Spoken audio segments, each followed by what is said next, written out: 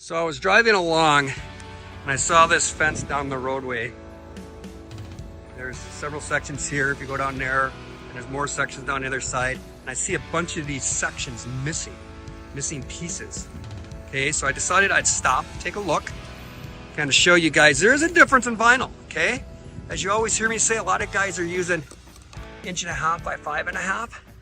That's what that is, it's 5.5. Their pickets are a 1/2 inch thick, so they're not very durable.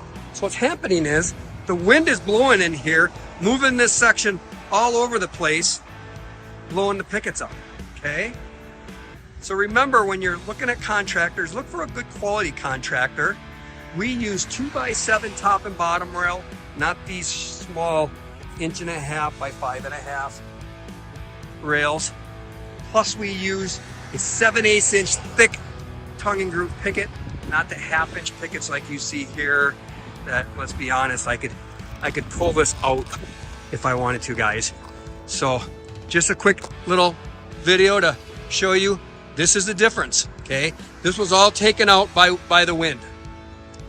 Call A to Z Quality Fencing or A to Z Fence Supplies for all your fencing needs.